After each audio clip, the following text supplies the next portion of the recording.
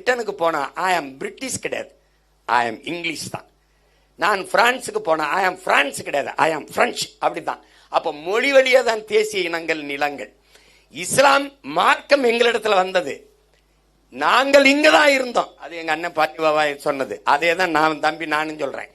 மார்க்கம் வந்தது ஓர் இறை ஏற்றம். ஏன்னா இங்க இருந்த தீண்டாமை, கொடுமை, சாதிய இழிவு, அடக்குமுறை, ஒடுக்குமுறையில மீளெழுவதற்கு எங்களுக்கு வழியே கிடையாது. அதனாலதான் இஸ்லாம் not a religion, it's a revolution அண்ணன் பழனி பாபா சொல்றாரு. அது ஒரு புரட்சி.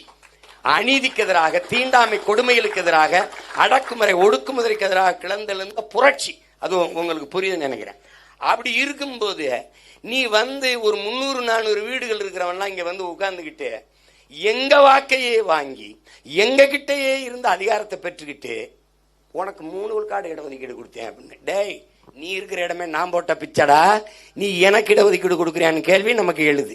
நீ என்னை சிறுபான்மைன்னு சொல்லும் போது நான் ஏதோ வேற்று தீவுல போய் வாழ்ற மாதிரி. இது என் நிலம், என் நாடு, சுத்தி இருக்கிறவன் என் உறவுகள். உங்களுக்கு புரியுது? நான் தமிழன், இஸ்லாத்தை ஏற்றிருக்கிறேன்.